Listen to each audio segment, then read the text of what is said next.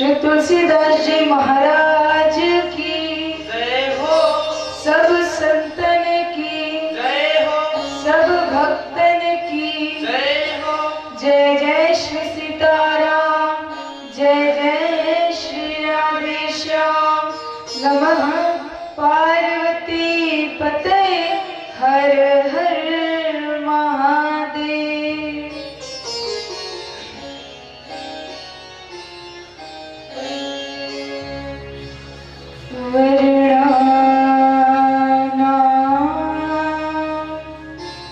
अर्थ संघाना रसाना छंद सामपि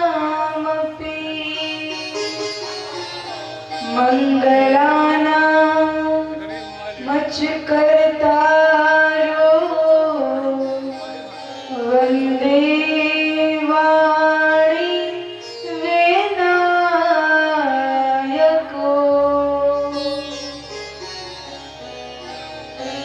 श्री राम कथा रस रसिक प्रभु, श्री शंभुनाथ हनुमान। प्रेम सहित आसन धरहूँ, सुनहु कथा करो गान। सुनहु कथा करो गान।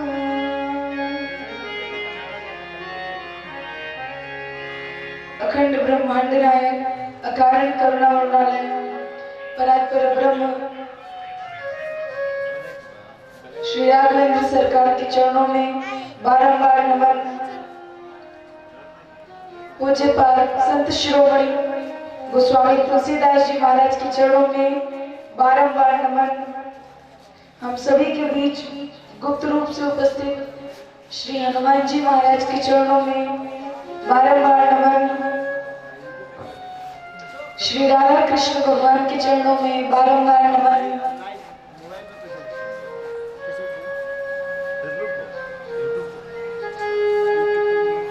मंच पर उपस्थित श्री ठाकुर जी, श्री रामचरितमानस, समस्त कलाकार बंधुओं, इस आयोजन में पधारे हुए सभी संतजन, विद्युतजन, आचार्य, वैदिक, सब श्रोता बंधुओं, श्रद्धामयी, भावमयी, करुणामयी, ममतामयी माताएं, बहनें, हमारे भारत के कल का भविष्य, नन्हे मुन्ने बाल गोपाल, और जहाँ तक भी मेरी आवाज जा रही है, आप सभी को मेरा साधुवाद।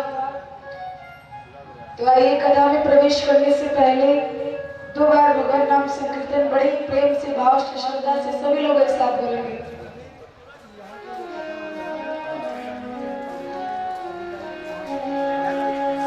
ओ मेरे बाकी बिहारी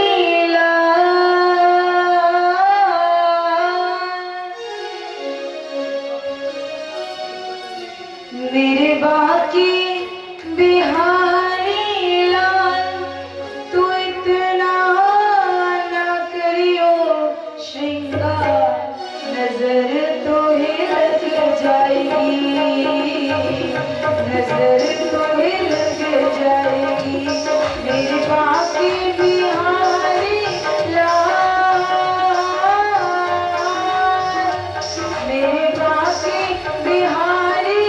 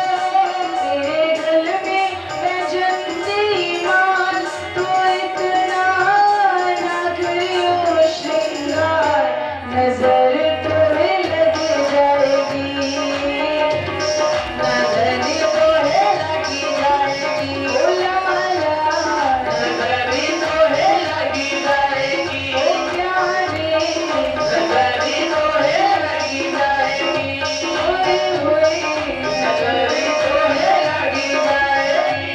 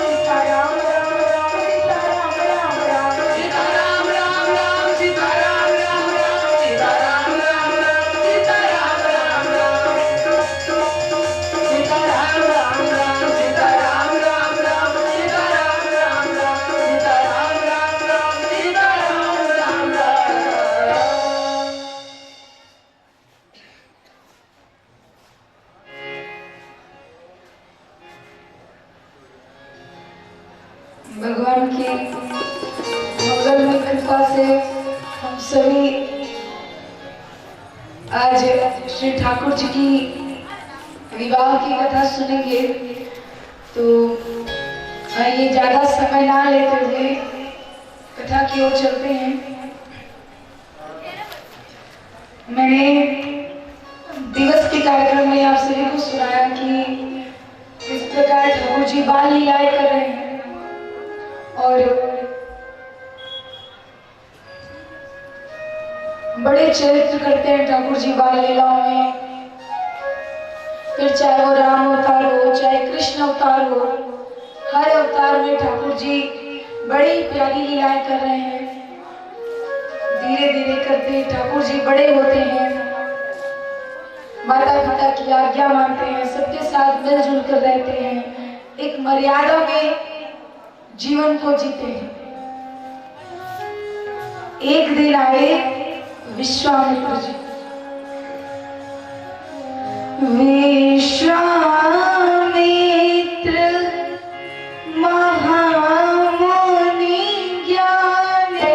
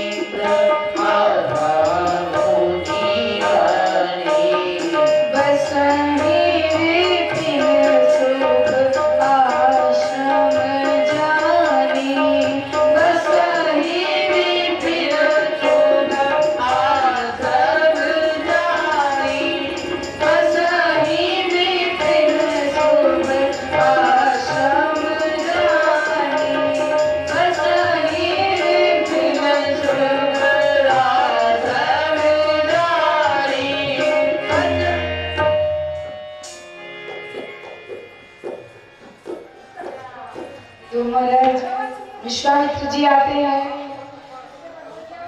बड़ी ही अच्छी जगह, बड़ी पवित्र जगह, बसाई विपिन शुभ आश्रम जाने। अपने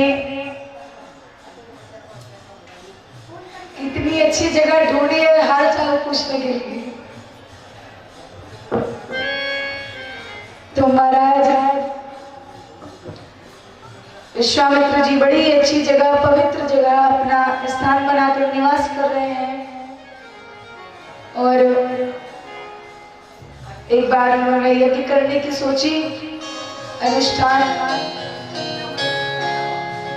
लेकिन कुछ राक्षसों के कारण वो पूरा नहीं हुआ। और राक्षस उसी युग में नहीं थे, इस युग में भी हैं। कई बार होता है ये यज्ञ, तो ये अनुष्ठान इतने सालों से, इतने वर्षों से हो रहा है। कहीं कहीं होता है जो पहली दूसरी बार होता है। तो मैंने एक दिन और कथा में कहा था कि जितने लोग ये नहीं चाहते कि यज्ञ हो, उससे ज्यादा लोग चाहते हैं ये ना हो। तो जो नहीं चाहते वो राक्षस भी हुए। अरे जब इंसान होते तो यज्ञ नहीं करवाते, मना क्यों करते? इस युग में भी राक्षस हैं। विश्वामित्र जी को यज्ञ नहीं करने दे रहे, बड़े परेशान हुए। तो महाराज आए दशरथ जी के यहाँ पे। अब दशरथ जी के महल में पहुंचे तो दशरथ जी ने कौशल्या जी, कैकेयी जी, सुमित्रा जी, तीनों के साथ विश्वामित्र जी का स्वागत किया, सत्कार किया, सम्मान किया, बैठाया, कुशल मंगल हुई। थोड़ी देर बाद राम जी, लक्ष्मण जी सभी आए। विश्वामित्र जी ने देखा राम जी को, देखते रह गए, एक टक निहारा प्रभु को, उनकी छवि अपने नेत्रों में बसाई। निहारे जा रहे हैं, निहारे जा रहे हैं। दशरथ जी की नजर विश्वामित्र जी पे गई कि बड़ी देर हो गई, लेकिन अभी तक विश्वामित्र जी ने राम जी को निहारना नहीं छोड़ा। इतनी देर से देख रहे हैं।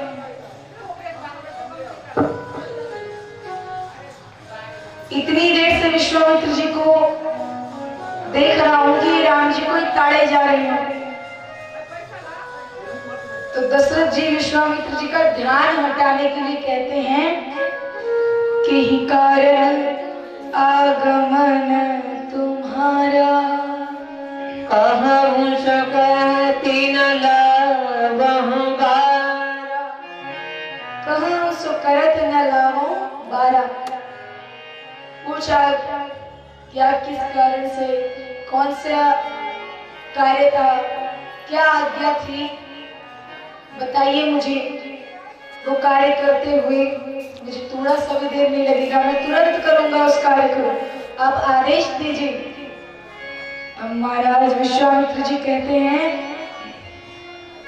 बताया दशरथ जी से कि मैं एक यज्ञ कर रहा हूं जिसमें राक्षस विघ्न डाल रहे हैं, बाधा डाल रहे हैं, मुझे कार्य करने नहीं दे रहे। असुर समूह सतावहि मोहि, मैं जाचन आयो नृप तोहि। कहा कि जो असुर हैं, राक्षस हैं, मुझे सता रहे हैं, मुझे परेशान कर रहे हैं, यज्ञ नहीं करने दे रहे। इसीलिए मैं तुम्हारी परीक्षा लेने आया हूं। दशरथ जी ने कहा, परीक्षा अभी लो, अभी अपनी चतुरंगिनी सेना तैयार करता हूँ, चलिए कहां पर है राक्षस, अभी उनका संहार करता हूँ, अभी मारता हूँ सबको। विश्वामित्र जी ने कहा, नहीं, मैं आया तो सू सहायता लेने, मगर तुमसे नहीं। किससे? अनुज समेत देहु रघुनाथ, अनुज समेत देहु रघुनाथ, अनुज समेत देहु रघुनाथ, अनुज समेत देहु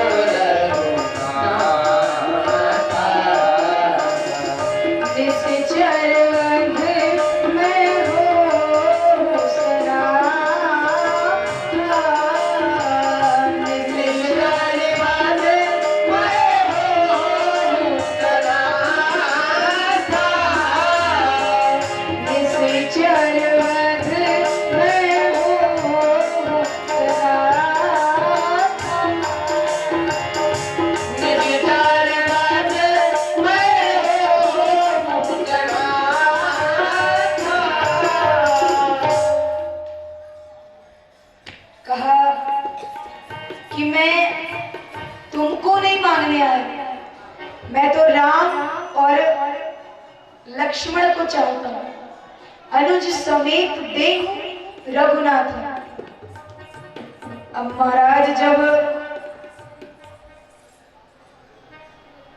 दशरथ जी ने सुना राम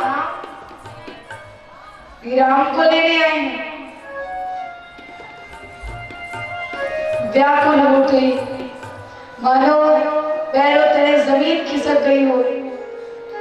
बुद्धि विवेक में काम कर रहा कि राम को मांग लिया।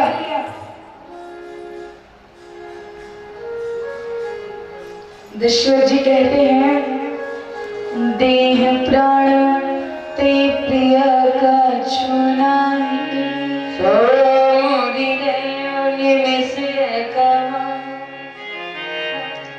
देह प्राण ते प्रिय कछु नाहि, सो मुनि देहु निमिष एक माहि। अपने प्राणों से ज्यादा किसी को कुछ नहीं प्रिय होता, मगर मैं वो भी निमिष एक माहि, एक पल में दे दूं, एक क्षण में दे दूं, मगर मुझसे राम को मत मांगिए। नेत्रों में आंसू भरे हुए दशरथ जी महाराज हाथ जोड़े खड़े हुए हैं। कि आप मेरे प्राण ले लीजिए मगर मेरे राम को मत मांगिए। मांगहु भूमि धेनु धनु कोसा, मांगहु भूमि धेनु धनु कोसा, सर्वस्या मृग भंसरोगा, सर्वस्या मृग भंसरोगा।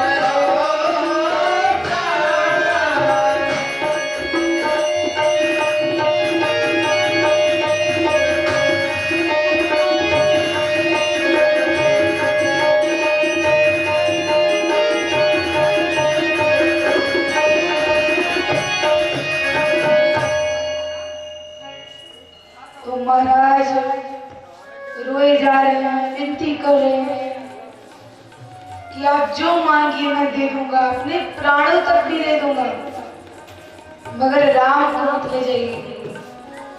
किसी ने कहा कि ये बात सत्य है, इसमें कोई मत नहीं कि रघुकुल रीत सदा चली आई, प्राण जाहि पर वचन न जाई। ये बात सत्य है, इसमें कोई दो मत नहीं है। लेकिन दशरथ जी के लिए अगर राम जी की बात आ जाए कि कोई राम को मांगने लगे, राम को छीनने लगे, तो फिर ये दोहा जो ये पंक्ति है ये गलत हो सकती है और किसी मायने में नहीं।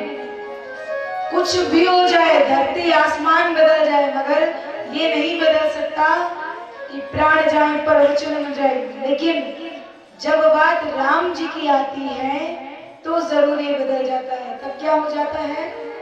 रघुकुल रीत सदा चली आई, प्राण जाहु वर वचन न जाहि, प्राण जाहि पर राम न जाए। ये बात सत्य है कि प्राण जाए पर वचन न जाए, लेकिन अगर कोई राम को मांगने लगता है तो ये उल्टा हो जाता है कि वचन जाए पर राम न जाए। वचन भी चला जाए मगर राम न जाने चाहिए। रोए जा रहे हैं, राघव को मैं न दूंगा, मुनिनाथ मरते मरते नहीं दे सकता। विश्वामित्र जी बड़ा समझाते हैं, बड़ा प्रयत्न किया और आज विश्वामित्र जी को ये बात समझ में आई कि मेरे जैसे संत, मेरे जैसे महात्मा के यहाँ राम जी ना प्रकट होके, ना अवतार लेके एक राजा के घर क्यों अवतार लेते हैं? क्योंकि मैं कितना भी बड़ा संत हूँ, कितना भी बड़ा महात्मा हूँ, मगर प्रभु के प्रति उतनी श्रद्धा, उतना प्रेम अभी भी मुझ में नहीं है जितना महाराज दशरथ में है। व्याकुल हो पड़े, रो पड़े, चरणों में गिर गए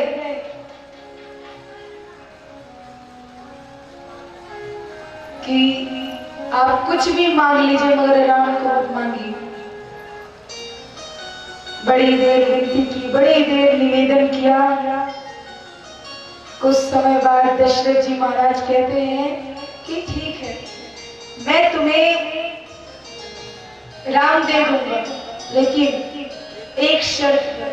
कौन सी शर्त? मेरे प्राण नाथ सुत दो, मेरे प्राण नाथ सुत दो, प्राण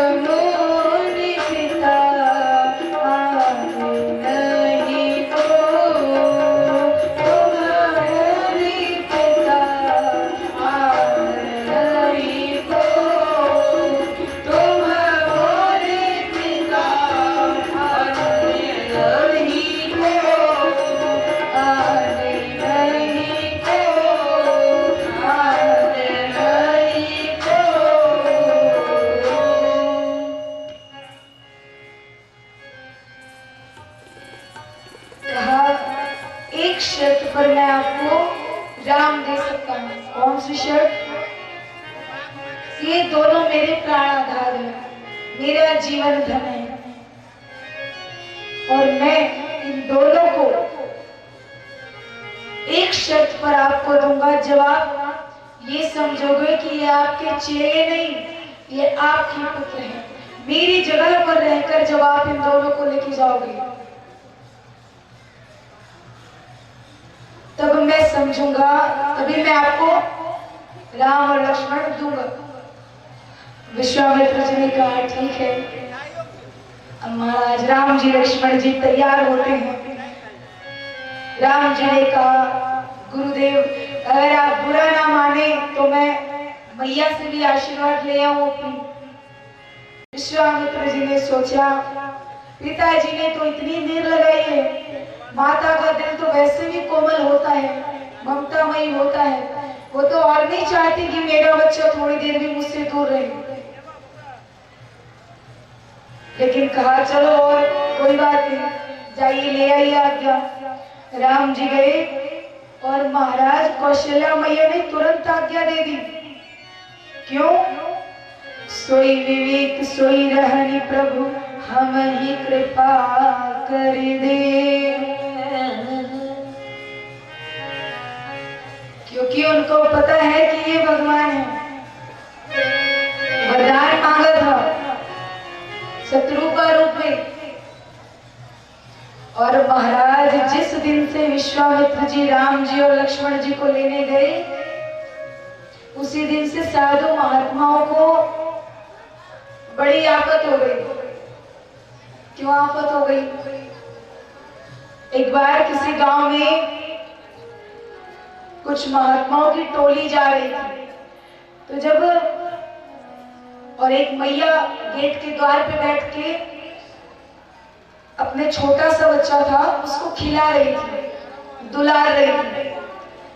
जब वो बच्चा तेज तेज रोने लगा तो जो साधुओं की मंडली जा रही थी, तो माँ अक्सर कहती है कि चुप हो जा वरना बाबा लेके चला जाएगा। और वहां तो गजब ही हो गया। उन्होंने ये नहीं कहा कि चुप हो जाओ बाबा लेके चले जाएंगे, उसने कहा चुप हो जाओ वरना बाबा खा जाएगा। तो सारे साधु संत पलट पड़े कि मैया ले जाने तक तो ठीक था, हम लोग खाते तो नहीं है किसी भी बच्चे को। और तो एक बड़े अच्छे संत श्री राजेश्वरानंद जी महाराज वो कहते हैं कि एक बार वो ऋषिकेश गए कथा करने, वहां पे जो लक्ष्मण झूला है उसको पार करके जैसे वो बाहर आए, लक्ष्मण झूला पार किया और जो किनारे पे आए, थोड़ी दूर चले तो एक व्यक्ति आके उनके चरणों में गिर गया, रोने लगा, जोर जोर से चिल्लाने लगा महाराज जी थोड़ी देर रुक जाइए, थोड़ी देर रुक जाइए। महाराज जी को लगा कि कथा हो रही है, कोई भक्त होगा, कोई प्रेमी जन होगा, श्रद्धालु होगा, इतना भाव दिखा रहे हैं। अब बेचारे महाराज जी बार बार उठा रहे हैं, बार बार उठा रहे हैं, उठ ही नहीं रहा और तिरछी नजर से सामने देख रहा है। कुछ समय बाद जब मुझे महाराज जी ने उसको नीचे देखा कि ये देख किधर रहा है, तो उनकी नजर गई कि सामने एक औरत खड़ी हुई है जिसके हाथ में बच्चा है और एक हाथ में गिलास जूस से भरा हुआ। तो वो बच्चा कह रहे, जो माँ है वो बच्चे से कह रही है कि देखो पापा ने बाबा जी को पकड़ लिया, अब नहीं पियोगे तो बाबा जी को ले आई। तो महाराज जी को तब पता चला कि साधु संतों का ये भी काम है, ज्ञान और उपदेश देना नहीं, अगर बच्चे रोग आ रहे हो तो उनको भी चुप कराने का काम है। विश्वामित्र जी लेके गए तब से तो और कि बाबा ले जाएगा, बाबा ले जाएगा। अब महाराज विश्वामित्र जी और राम जी लक्ष्मण जी जाते हैं, यथा स्थान पर पहुंचे जहां पर विश्वामित्र जी ने अपना अनुष्ठान रखा था। जाते हैं और भगवान राम लक्ष्मण जी उनके यज्ञ की रक्षा करते हैं।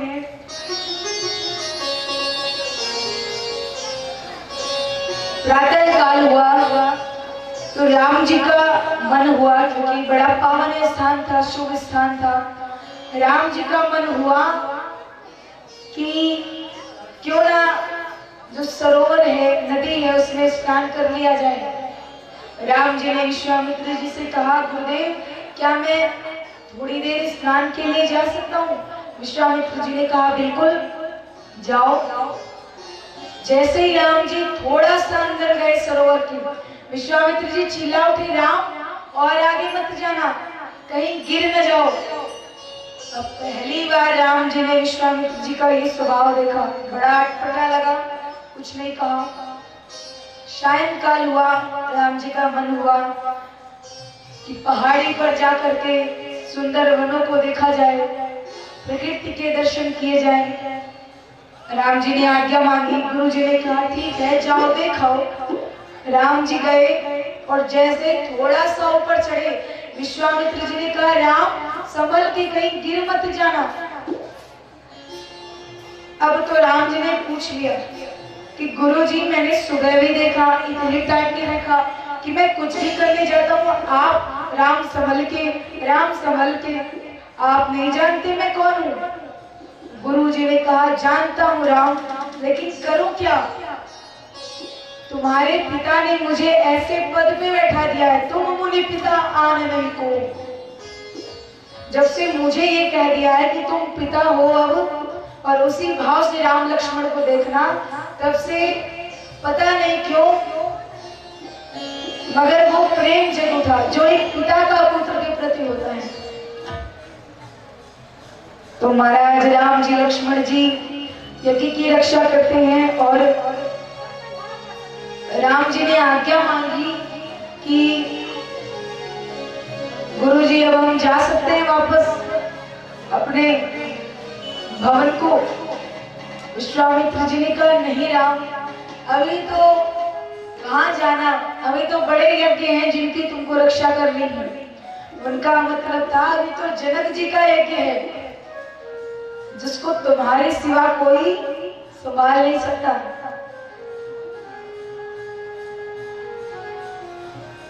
इसी कारण से तो जो जनकपुर के लोग हैं वो लोग विनोद करते हैं राम जी के साथ। अब देखिए राम जी के यहाँ तो चिट्ठी गई नहीं थी, दशरथ जी के पास तो चिट्ठी गई नहीं कि जो राम जी को कहा हो कि हाँ बेटा मैं जा नहीं सकता, तू चला जा। तो राम जी के पास नहीं आई, दशरथ जी के पास नहीं आई, लक्ष्मण जी के पास नहीं आई, चिट्ठी गई विश्वामित्र जी के पास। इसलिए जो जनकपुर मिथिला के लोग हैं वो लोग राम जी के साथ विनोद जब करते हैं तो कहते हैं आप लोग खुद को बड़ा बलशाली, बड़े तेजस्वी समझते हैं। तो उस गारी को बड़े सुंदर पद में लिखा, कहा, धरि ध्यान सुनो धनुधारी, गारी मिथिला की, धरि ध्यान सुनो धनुधारी, गारी मिथिला की, ध्यान सुनो धनुधारी, गारी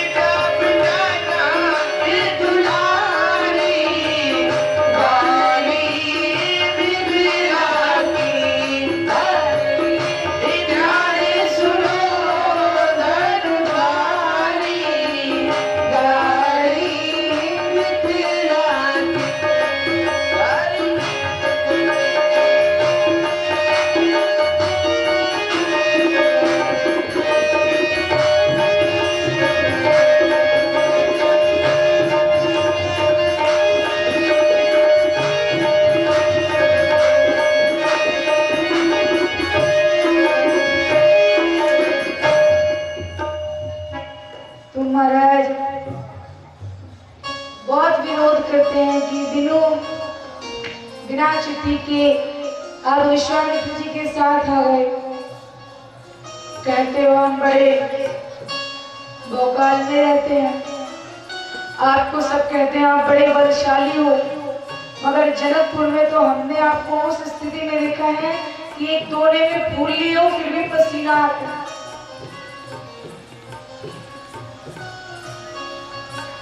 आपके तो पसीने हमारी माता जानकी ने छुड़ा दिए।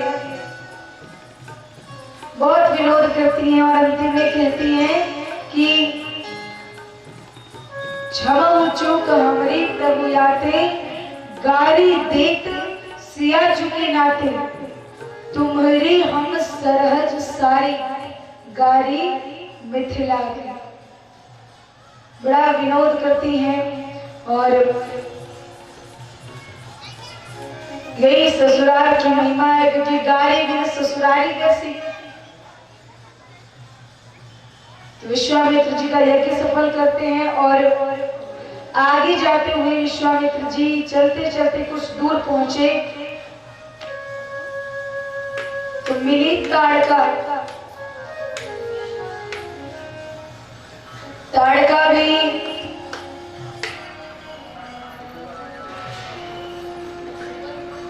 का भी उद्धार भगवान को ही करना था, तो खेल उन्होंने ही रच रखा। ताड़का ने जैसे ही सुगंध ली कि अरे कहीं से मानवीय खुशबू आ रही है, दौड़ी प्रभु की ओर। और महाराज जब भागी प्रभु की तरफ तो ठाकुर जी तुलसीदास ने कहा दीन जान के। उसको दीन क्यों कहा ठाकुर जी ने? दीन जान प्रभु निज पद दीना, क्योंकि एक वो दीन होते हैं जो वास्तविकता में दीन होते हैं, जो बेचारे पहचान नहीं पाते भगवान को, उनकी परख नहीं कर पाते। और एक दीन वो भी होते हैं जो भगवान सामने खड़े हो और पहचान ना पा रहे हैं। तो ताड़का उनमें से थी कि भगवान साक्षात सामने खड़े और पहचान नहीं पा रहे, क्रोध करके भागी। इसीलिए तुलसीदास लिखते हैं दीन जान प्रभु निज पद दीना। और जब भागी तो ठाकुर जी उसको एक मुष्टिका में पाताल पहुंचा दिया। चले जात मुनि दीन दिखाई, चले जात मुनि दीन दिखाई, चले जात मुनि दीन दिखाई, चले जात मुनि दीन दिखाई, सुनि ताड़का क्रोध कर धाई, सुनि ताड़का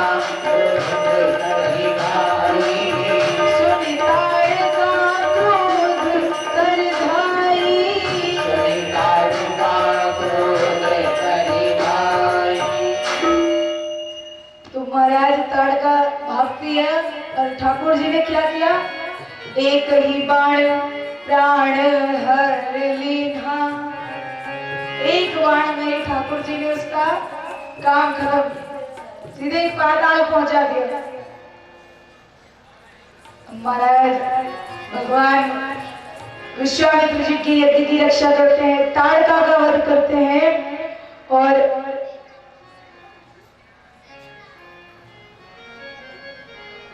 कुछ समय बाद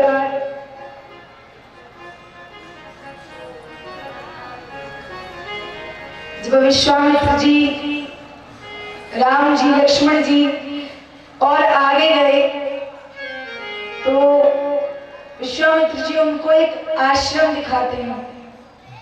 और वो आश्रम किसका होता है? अहिल्या जी का।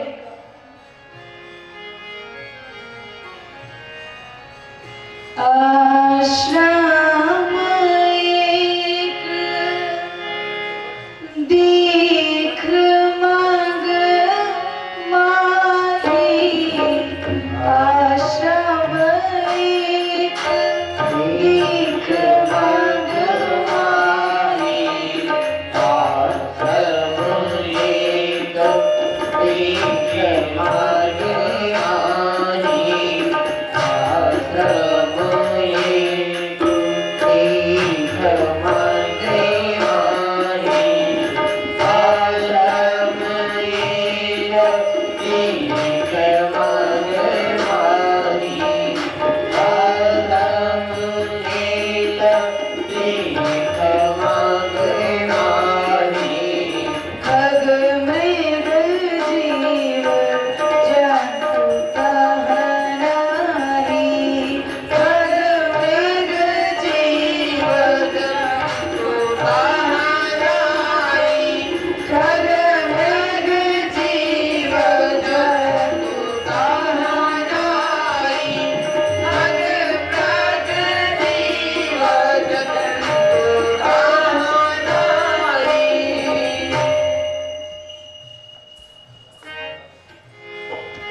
आश्रम दिखाया।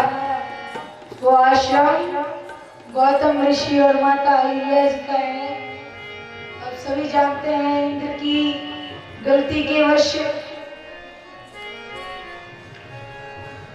माता अहिल्या जी श्रापित हुई, शिला रूप में पड़ी हैं। कब से ठाकुर जी की राह देख रही हैं और आज विश्वामित्र जी राम जी को वो आश्रम दिखाते हैं। आश्रम दिखाया और पूछा मुनि शिला प्रभु देखी, सकल कथा मुनि कहा विषय की। विश्वामित्र जी ने बताया, दिखाया, पूरी कथा सुना डाली कैसे कैसे ये सब हुआ। और इतना कह के विश्वामित्र जी और लक्ष्मण जी आगे चल दिए। थोड़ी देर बाद जब मुड़ के देखा तो राम जी है ही नहीं। राम जी आश्रम में प्रवेश कर गए और उस आश्रम में कहा खगमृग जीव जंतु कहा नहीं, जहां वर्षों से एक परिंदा भी पर नहीं मारता, रास्ता बदल के जाता है। उस आश्रम में आज भगवान राम गए। विश्वामित्र जी आए, पूछा राम इस आश्रम की तरफ तो कोई भी नहीं देखता, तुमने क्यों देखा? तो राम जी ने कहा कि गुरुदेव मेरा तो ये स्वभाव है कि जिसकी तरफ कोई नहीं देखता उसकी तरफ मैं देखता हूं। विश्वामित्र जी ने कहा अच्छा तो करना क्या चाहते हो? कहा उद्धार करना चाहते हैं। बिंदु जी महाराज लिखते हैं बिना कारण के करते हो कृपा तो कृपा करने में कोताही ना हो, और किसी कारण से करते हो कृपा तो कृपा निधि ऐसी कृपा ही ना हो।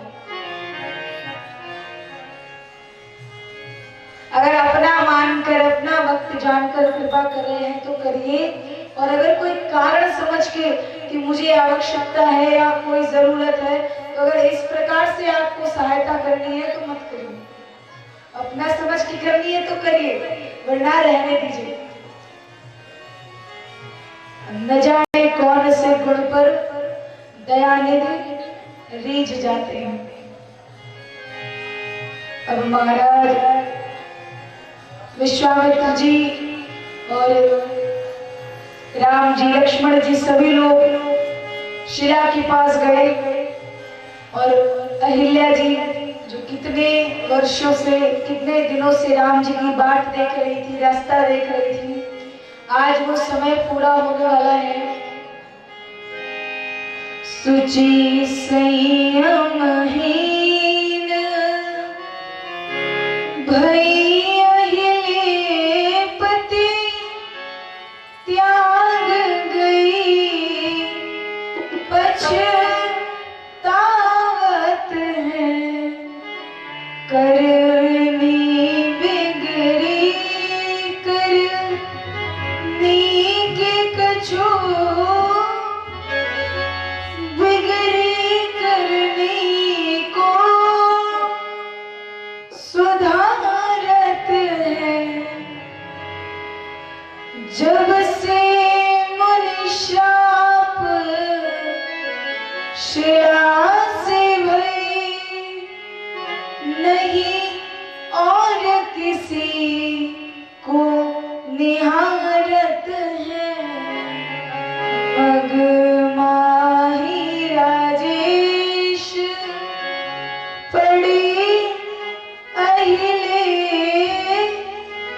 प्रभु के पद की रज चाहत है। मग माही राजेश पड़ी अहिले प्रभु के पद की रज चाहत है। आज अहिल्या जी भगवान के चरणों की रज मांग रही हैं। सब कहते हैं भगवान राम ने चरण रखकर अहिल्या जी का उद्धार कर दिया। भगवान ने अपने चरण कभी नहीं रखे, चरणों की रज मात्र से। तभी तो केवट कहता है कि प्रभु मुझे आपके चरणों से नहीं डर है, इन चरणों में जो धूल लगी हुई है, जो धूल चिपकी हुई है, मुझे तो इससे खतरा है। अच्छा, केवट जैसे भक्त भी बड़ा मुश्किल है मिलना। भगवान राम जब गंगा जी के तट पर पहुंचते हैं तो केवट ने निषाद राज जी से कह के पहले ही पूरा घाट खाली करवा दिया था कि राम जी आ रहे, मेरे सिवाय किसी की नाव नहीं होनी चाहिए। अब महाराज राम जी आ गए, केवट दूर खड़ा है। अब भगवान बुला रहे हैं केवट को, केवट आ ही नहीं रहा। लक्ष्मण जी ने कहा कि भैया आपके भक्त कैसे हैं, आपकी बात ही नहीं मानते। राम जी ने कहा लक्ष्मण, जिसकी बोहनी खराब हो गई हो उसकी पूरा दिन दुकानदारी अच्छी चले, ये तो असंभव है। लक्ष्मण जी ने कहा मतलब? तो राम जी कहते हैं मैं जब वन से वन जाने के लिए वहां से निकलने लगा तो मैंने सीता को मना किया, मगर वो भी जबरदस्ती मेरे साथ है। मैंने तुमको मना किया मगर तुम भी जबरदस्ती मेरे साथ आए। तो जब तुम दोनों ने मेरी बात नहीं मानी तो मैं इसको कहां से कह दूं? जब मेरी बोहनी खराब हो गई तो मैं आगे की दुकानदारी अच्छी चलेगी, ये कैसे सोच लो? राम जी ने कहा प्रभु आपकी बात तो निराली। लक्ष्मण जी कहते हैं केवट को बुला रहे हैं, केवट आ ही नहीं रहा। कुछ समय बाद केवट जब आया तो केवट कहता है कि मैं आपको बिना आपके चरण धोए नाव में नहीं बैठाऊंगा, क्योंकि आपके चरणों की जो रज है, जो धूल है, उससे मुझे खतरा है। उसके बारे में मैंने बहुत सुना है कि अगर किसी के ऊपर पड़ जाए तो वो स्त्री बन जाती है। और अरे राम, अगर मेरी नाव में पड़ गई तब तो एक स्त्री वैसे ही घर पे या दूसरी लेके जाऊंगा तो वो और मारेगी, ऊपर से रोटी पानी जो नाव के बल पे खर्चा चल रहा है वो भी चला जाएगा। राम जी ने कहा तो धो लो चरण। केवट ने कहा तो धो लो नहीं, कहो कि मेरे चरण धोए।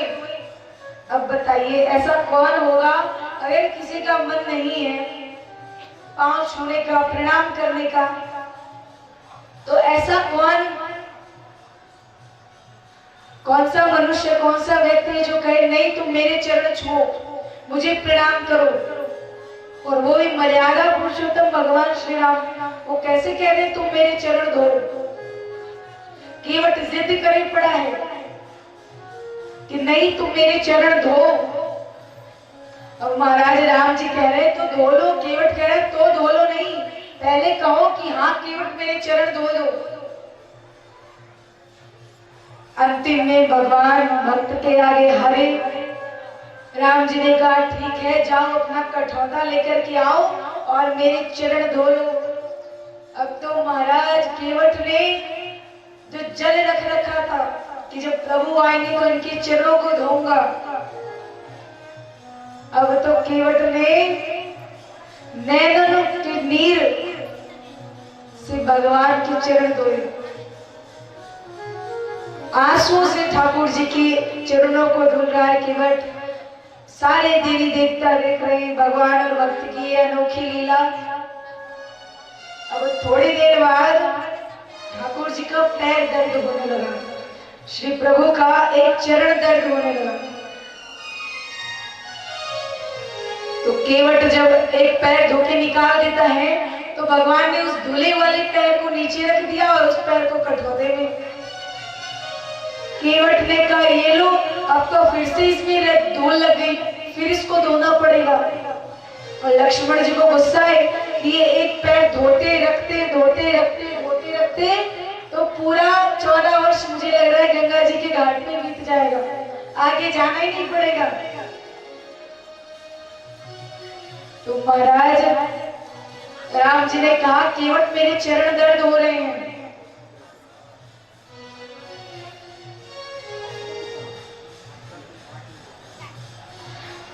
तो केवट से जब प्रभु कहते हैं मेरे चरण दर्द हो रहे हैं, तो केवट कहता है कि प्रभु अगर आपको सहारा चाहिए तो आप मेरे सिर पे हाथ रख सकते हो।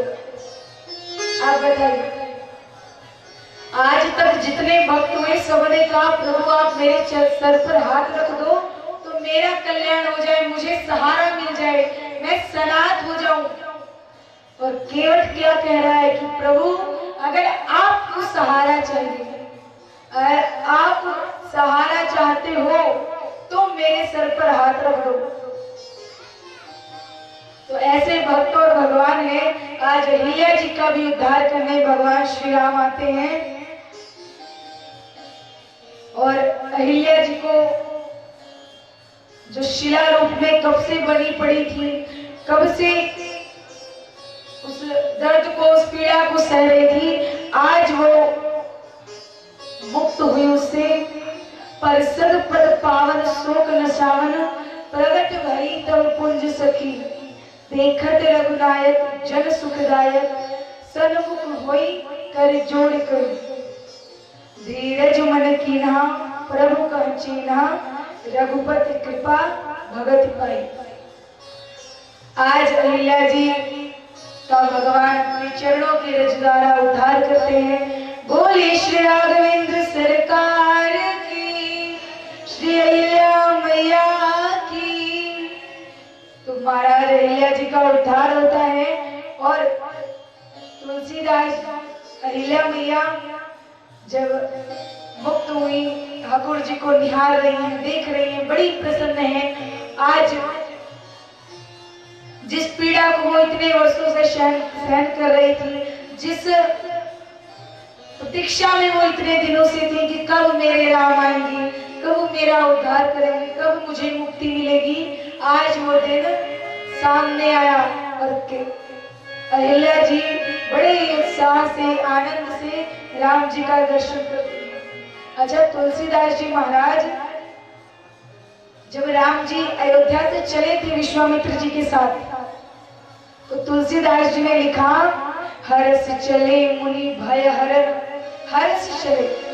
जब अयोध्या से चले तो तुलसीदास जी ने लिखा हर्ष चले, यानी प्रसन्नता से चले। जब उनके यज्ञ की रक्षा कर ली तब भी तुलसीदास जी ने लिखा हर्ष चले मुनिवर के साथा, फिर भी प्रसन्न होके चले। लेकिन जब अहिल्या जी के आश्रम से चले तो भगवान हर्ष में गए। तुलसीदास जी ने लिखा चले राम लक्ष्मण मुनि संगा, चले राम लक्ष्मण, हर्ष में लिखा। किसी ने, विश्वामित्र जी ने पूछा राम तुम प्रसन्न नहीं हो, चिंतित दिखाई दे रहे हो, क्या बात है? राम जी ने कहा प्रभु गुरुदेव मैं थोड़ा दुखी हूँ, क्योंकि आज मैंने अपनी माता समान स्त्री के ऊपर चरण रखना चाहा। देखिए राम जी की सहजता। अगर हम लोग किसी को 1 रुपए भी दे दें तो जिंदगी भर घिनाते हैं, अरे मैंने दिया, मैंने उसको किया, मेरी वजह से आज वो ये है। लेकिन भगवान उद्धार कर दिया महाराज, मुक्ति दे दी, कल्याण हो गया अहिल्या जी का, मगर फिर भी दुखी है। ये अहंकार नहीं है कि मैंने उद्धार कर दिया है, इस बात से दुखी है कि मैंने चरण रखे, चरणों की धूल अपनी मां के ऊपर गिराई। विश्वामित्र जी ने कहा राम तो क्या चाहते हो? मुक्ति पाना, जो मन में ग्लानि हो रही है उससे छुटकारा पाना। राम जी ने कहा हाँ। तो इसीलिए विश्वामित्र जी लेकर के जाते हैं कहां पर? चले राम लक्ष्मण मुनि संगा, चले राम लक्ष्मण मुनि संगा,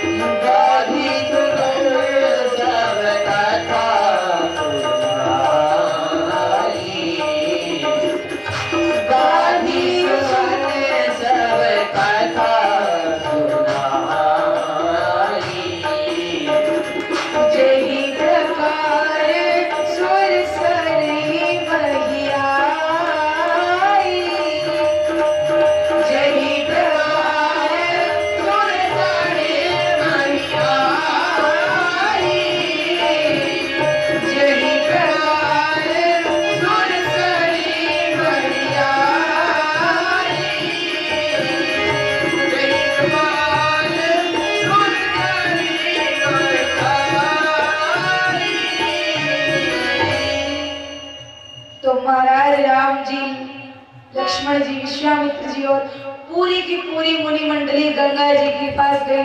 बोलिए गंगा मैया की।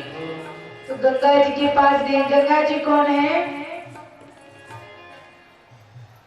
मन पवित्र करने वाली, पापों को धुलने वाली। तो राम जी जाते हैं और पूरी कथा सुनाई कि किस प्रकार से गंगा जी का पृथ्वी पर अवतरण हुआ।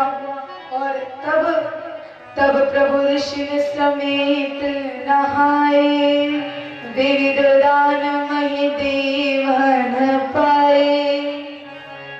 और तब तुलसीदास जी ने लिखा, हर्षि चले मुनि वृंद सहाया, हर्षि चले मुनि वृंद सहाया, हर्षि चले मुनि वृंद सहाया। मेरी विदेह नगर निराया, मेरी विदेह नगर निराया, मेरी विदेह नगर निराया। तो महाराज फिर से तुलसीदास जी ने लिखा कि ठाकुर जी फिर प्रसन्न होते जाते हैं और अब जनकपुर के पास पहुंच चुके। तो आगे की कथा हम लोग कल श्रवण करेंगे और कल बड़े ही अच्छे से, कल कथा का अंतिम दिवस भी है और आप सभी लोग बड़े अच्छे हैं, बड़े सज्जन लोग हैं जो इतनी पूरे दिन पूरी रात कथा प्रवचन होता है, आप लोग सुनते हैं बैठ करके, आप लोग सुनते हैं मन लगा के, इसलिए हम लोगों का भी मन लगा रहता है। तो आप सभी बड़े सज्जन हैं और जरूर इच्छा है कि दोबारा यहाँ पर फिर आने का मौका मिले। तो फिर आज की कथा यहीं पर विराम। आगे आप श्री महाराज जी से सुनेंगे 2 बार हरिनाम संकीर्तन। हरे राम राम राम सीता राम राम राम, हरे राम राम राम सीता राम राम राम, हरे राम राम राम सीता राम राम राम। एक बार दोनों हाथ उठाएंगे सब लोग।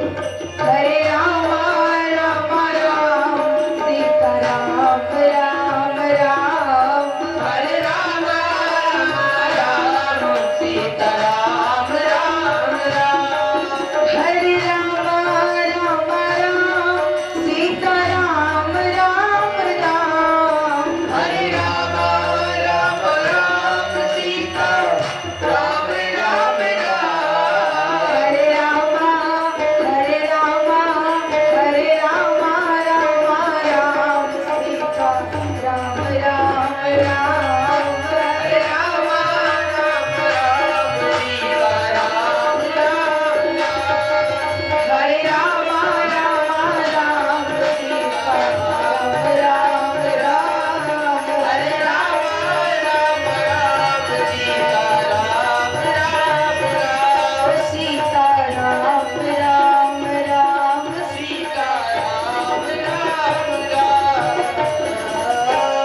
बोले विद्याधाम की, श्री राघवेंद्र सरकार की, श्री सरयू मैया की, श्री वृंदावन बिहारी लाल की, श्री कमल ऋषि कृपालु ब्रह्म बाबा की, खाटू नरेश की, हनुमान जी महाराज की, यज्ञ नारायण भगवान की, तुलसीदास जी महाराज की, श्री रामचरितमानस महापुराण की।